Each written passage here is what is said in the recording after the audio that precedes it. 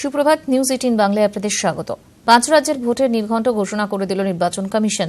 একই দিনে ভোট রাজস্থান, তেলেঙ্গানায়। মধ্যপ্রদেশ ও মিজোরামেও একই দিনে ভোট, শুধু ছত্তিশগড়ে 2 দফায় ভোট। 5 রাজ্যের ভোট গণনা হবে একই দিনে 11ই ডিসেম্বর। লোকসভা ভোটের আগে সেমিফাইনাল, বছর শেষে 5 রাজ্যে ভোট, যার 3টি বিজেপি শাসিত। মেয়াদের আগেই নবগঠিত তেলেঙ্গানা রাজ্যের বিধানসভা ভেঙে দেন মুখ্যমন্ত্রী চন্দ্রশেখর রাও।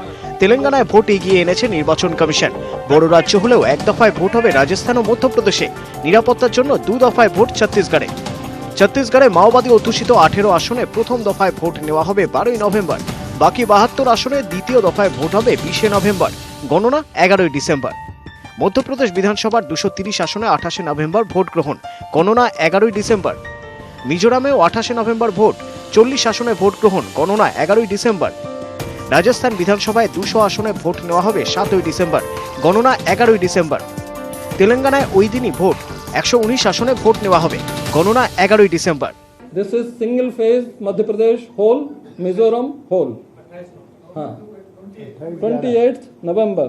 This is also single phase Telangana and Rajasthan whole state. 7th December 2018 Friday. All the states vote shall be counted on Tuesday 11th December 2018. Supreme কোর্টের রায়ের পর এই নির্বাচনে প্রথমবার প্রার্থীদের হলফনামায় ফৌজদারি মামলার কথা জানাতে হবে। তার জন্য সংবাদপত্র ও টেলিভিশনে বিজ্ঞাপন দিতে হবে। রাজনৈতিক দলগুলিকেও তাদের ওয়েবসাইটে জানাতে হবে কোন কোন প্রার্থীর বিরুদ্ধে ফৌজদারি অভিযোগ রয়েছে। বিশেষভাবে সক্ষম ভোটারদের বুথে নিয়ে যাওয়া আসার ব্যবস্থা করবে কমিশন। প্রতিটি ভোট গ্রহণ কেন্দ্রে মক পোল নেওয়া হবে। এদিনের ভোট ঘোষণার সঙ্গে চালু হয়ে গেল নির্বাচন আচরণবিধি। কর্ণাটকের 3টি বিধানসভা কেন্দ্রে উপনির্বাচন হবে 3রা নভেম্বর। নিউজ 18 বাংলা। 5 রাজ্যের ভোটের নির্ঘণ্ট ঘোষণার দিনে রাহুল মোদি দৈরত। আজমেরে কংগ্রেসকে নিশানা করে পুরনো অস্ত্রই শানালেন প্রধানমন্ত্রী। উন্নয়নের স্লোগান দিয়েই গলা ফাটালেন তিনি। দেশে বিভাজনের রাজনীতির দায়ও চাপিয়ে দিলেন বিরোধীদের উপর। উল্টোদিকে মধ্যপ্রদেশে প্রচারে গিয়ে কৃষি নীতি নিয়ে কেন্দ্র ও রাজ্যকে বিঁধলেন রাহুল গান্ধী। 5 রাজ্যে ভোট লোকসভার আগে সেমিফাইনালের লড়াই। এর মধ্যে রাজস্থান, ছত্তিশগড়, মধ্যপ্রদেশ বিজেপি শাসিত। কেন্দ্র ও রাজ্য সরকারের ওপর জনতা জনার্দনের আস্থা কতটা তা যাচাই করতেই শনিবার আজমেরে সবকা সাথ সবকা বিকাশের পুরনো স্লোগানই তুলে ধরলেন মোদি। দেশ জুড়ে ভাগাভাগি রাজনীতির দায়ও বিরোধীদের ঘাড়ে চাপালেন তিনি। एक तरफ वोट बैंक की राजनीति का खेल, दूसरी तरफ सबका साथ सबका विकास। उनको कभी हिंदू मुस्लिम का खेल करने में मजा आती है, उनको तो एक परिवार की आरती उतारो, उस परिवार की परिक्रमा करो, उनकी राजनीति चल जाती है। শনিবার মধ্যপ্রদেশ সফরে যান রাহুল। জব্বলপুরে নর্মদা পূজন কর্মসূচিতে অংশগ্রহণ করেন তিনি। মুরানা জনসভা থেকে কেন্দ্র রাজ্যে কৃষিনীতি নিয়ে তীব্র আক্রমণ শানান কংগ্রেস সভাপতি। টেনে আনেন নীরব মোদী ও বিজয় মালিয়া প্রসঙ্গ। हिंदुस्तान के बैंक से 10,000 करोड़ रुपए लेकर भाग गया। जाने से पहले फाइनेंस मिनिस्टर अरुण जेटली जी उनसे मिलते हैं। किसान अपनी जमीन के लिए लड़ता है, 1 एकड़ जमीन के लिए, 1 बीघे के लिए लड़ता है, उसको आप उठा के बाहर फेंक देते हो। अगर और लड़ता है उसको आप जेल में डाल देते हो। मगर जो व्यक्ति 9,000 करोड़ रुपए लेकर भागता है उसके खिलाफ आप कोई कार्रवाई नहीं करते। রাজস্থানে বসুন্ধরা রাজে সরকারের বিরুদ্ধে আর্থিক দুর্নীতি, শিক্ষা ক্ষেত্রে দুর্বলতা সহ অভিযোগের পাহাড়। বিরোধীরা কামড় দিয়েছে মধ্যপ্রদেশেও। লড়াই যে কঠিন তা বুঝেছে গেরুয়া শিবির। নিউজ 18 বাংলা। আনন্দপুরের অর্চনা পালুংদার খুনে চাঞ্চল্যকর তথ্য। দ্রুত হোটেলকর্মী আশিস যাদবের দাবি, অর্চনাকে খুন করে আত্মহত্যা হন প্রেমিক বলরাম কেশরী। হোটেলের ম্যানেজার ও আরেক কর্মীর সাহায্যে জোড়া দেহ পাচারের কথা স্বীকারও করেছে সে। আশিসকে জেরা করে শুক্রবার রাত চৌবাগা খাল থেকে বলরামের পচা গলা দেহ উদ্ধার হয়। 18ই অক্টোবর পর্যন্ত পুলিশ হেফাজতে ধৃত।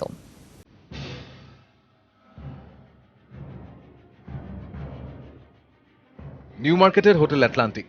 এই হোটেলেরই একতলার 2 নম্বর ঘরে উঠেছিল অর্চনা পালংদার এবং বলরাম কেশরী। এই হোটেলের 2 নম্বর ঘরেই তাকে শ্বাসরোধ করে খুন করা হয় এবং খুন করার পর মৃতদেহ নিয়ে যাওয়া হয় এই সিঁড়ি থেকে নিয়ে গিয়ে বাইপাসের একটি খালের ধারে একটি জায়গায় তার মৃতদেহ লোপাট করা হয়। গত বৃহস্পতিবার চৌবাগা খাল থেকে বস্তাবন্দি অবস্থায় উদ্ধার হয় অর্চনার দেহ। খোঁজ মিলছিল না বলরাম কেশরীর। রহস্যভেদ আরেক বৃহস্পতিবার ঝাড়খণ্ড থেকে গ্রেফতার হন হোটেল কর্মী আশিস যাদব। শুক্রবার আশিসকে নিয়ে কলকাতায় আসে পুলিশ। বলরামই অর্চনাকে খুন করে আত্মঘাতী হন। জেরায় জানায় আশিস যাদব, দুজনকে নিয়ে রাতে দেহ পাচার। বলরাম এবং অর্চনার দেহ চৌবাগার খালে ফেলা হয়। আশিসের সঙ্গে ছিল ম্যানেজার জয়দেব এবং কর্মী হরিয়া। শুক্রবার রাতে আশিসকে নিয়ে তল্লাশি চালায় পুলিশ। অর্চনার দেহ থেকে কিছুটা দূরেই বলরামের দেহ উদ্ধার হয়। বলরামের জামা দেখে দেহ শনাক্ত করে আশিস। আশিসের দাবি অর্চনাকে মেরে আত্মঘাতী হয়েছে বলরাম, কিন্তু সে কেন সদল বলে দেহ সরাতে গেল? জেরায় আশিস জানিয়েছে, পুলিশের খুনের ঘটনা জানাজানি হলে ব্যবসায় লোকসান হবে, দেহ সরালে পুলিশের ঝামেলায় পড়তে হবে না, তাই অন্ধকারে জোড়া দেহ লোপাটের সিদ্ধান্ত। ঘটনার পর থেকে 3 জনই পলাতক, 3 জনই ঝাড়খণ্ডের বাসিন্দা।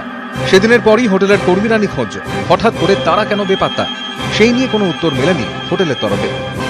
पापा भी थोड़ा बीमार रहते हैं, हम लोग ज़्यादातर नहीं आ पाते थे, इसलिए उनके भरोसा करके उनके ऊपर रखा होता है। बट काफ़ी साल से जयदेव है जो मैनेजर था यहाँ पे, और दूसरा हरिहर नाम है उसका, वो यहाँ सामने KMC में म्यूनसिपल कॉर्पोरेशन के ऑफिस में काम करता है, तो यहाँ आते जाते थोड़ा बहुत यहाँ भी हेल्प कर दिया।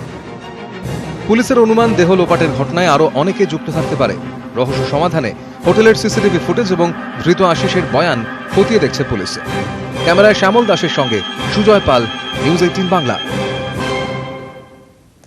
ফের কোচবিহারে তৃণমূল ছাত্র পরিষদের গোষ্ঠীদ্বন্দ্বের বলি ছাত্র। অভিযোগ, গত বৃহস্পতিবার দিনহাটা কলেজের প্রথম বর্ষের ছাত্র অলোক নিতাই দাসকে মারধর করে তৃণমূল ছাত্র পরিষদেরই অন্য এক গোষ্ঠী। কোচবিহারের একটি নার্সিংহোমে ভর্তি ছিল অলোক। গতকাল তার মৃত্যু হয়। ঘটনায় গ্রেফতার 5 জন, অধরা মূল 2 অভিযুক্ত। কোচবিহার কলেজে সংঘর্ষে গুলিবিদ্ধ ছাত্র মাজিদ আনসারি, তার কিছুদিনের মধ্যে মৃত্যু মাজিদের। সেই ঘটনার রেশ কাটতে না কাটতেই ফের কোচবিহারে গোষ্ঠী সংঘর্ষের বলি ছাত্র, এবার দিনহাটা কলেজে।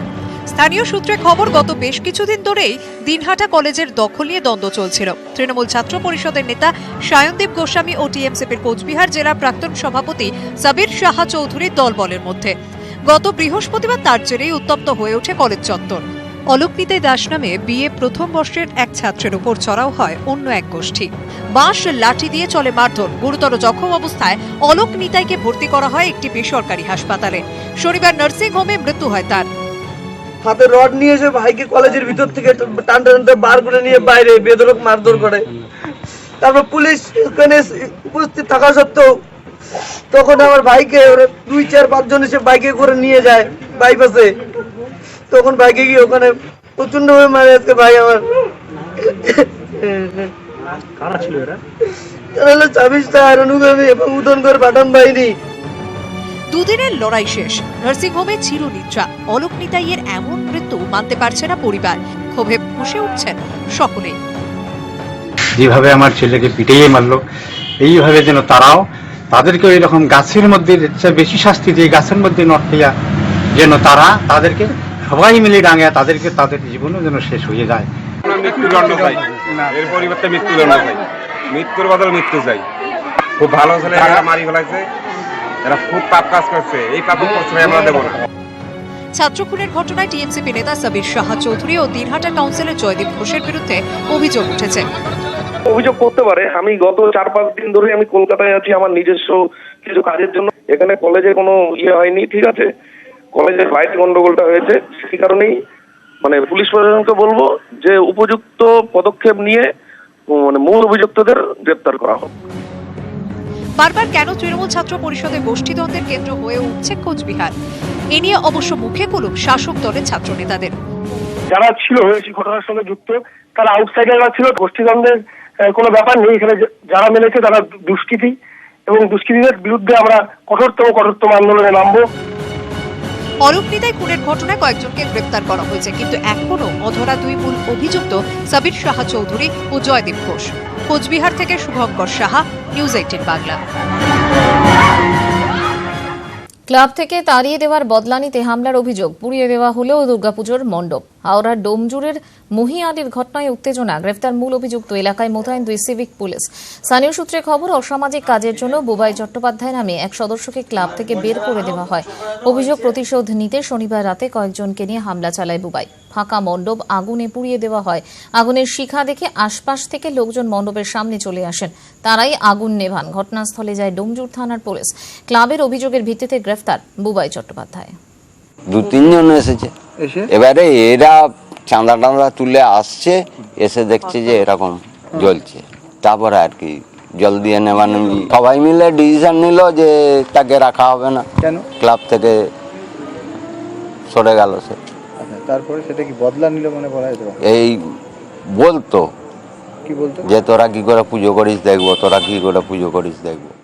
পুজো আসছে, তবু মন ভালো নেই পূর্ব বর্ধমানের মানকর রাজবাড়ির।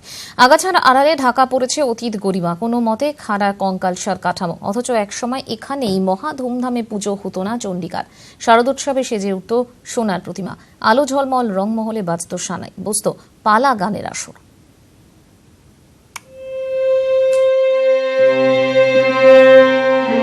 যতদূর চোখ যায় শুধুই ভগ্নস্তূপ, রাজা নেই, নেই রাজপাট। কালের নিয়মে পূর্ব বর্ধমানের মানকর রাজবাড়ি যেন প্রেতপুরী।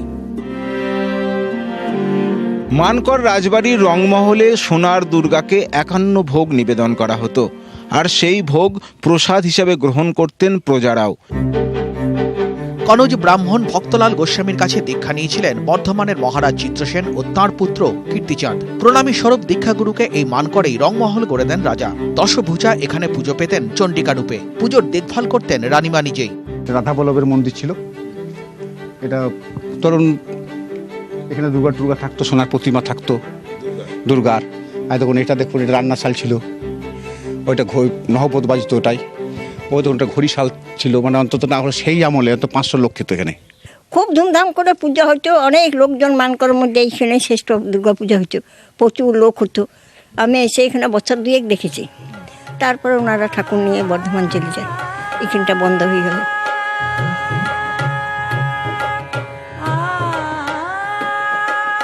মানকরের সোনার প্রতিমা অনেক আগেই বর্ধমানে ফিরিয়ে নিয়ে গিয়েছে রাজপরিবার। তারপরও অবশ্য এখানে পুজো হতো, এখন তাও বন্ধ। পুজোর আগে তাই মন ভালো নেই মানকরের। আলোয় আলোয় সেজে উঠত মানকর রাজবাড়ি। আজ সেসব শুধুই ইতিহাস, সেই ইতিহাসের সাক্ষী হয়ে রয়েছে এই ধ্বংসাবশেষ। ক্যামেরায় সন্দীপ পালের সঙ্গে শরদিন্দু ঘোষ, নিউজ 18 বাংলা, মানকর, পূর্ব বর্ধমান। জমজমাট অতীত এখন শুধুই স্মৃতির কোনায়, আড়ম্বর হারিয়ে গিয়েছে, কিন্তু এখনও নিষ্ঠা ভরে পুজো হয় দক্ষিণ 24 পরগনার সরিষার বসু বাড়িতে। এবারের পুজো পা দিল 302 বছরে।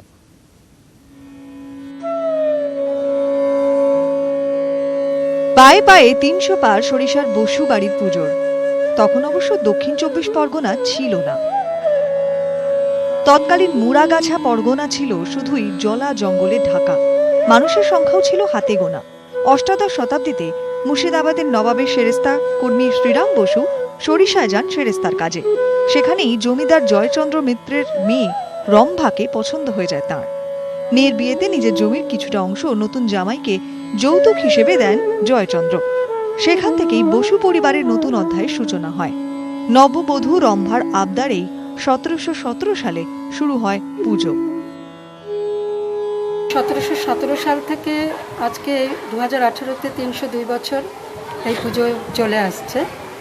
আর পুজোর যেটা বৈশিষ্ট্য সেটা হচ্ছে সেই সময় থেকে বংশ পরম্পরায় পটো, যারা বাজনা বাজায় বা যারা অন্যান্য কাজ করে, যারা গামছা দেয়, যারা পুজোর অন্যান্য সামগ্রী দেয়, বংশ পরম্পরায় তারা করে আসছে এবং তাদেরকে আমাদের খবর দিতে হয় না।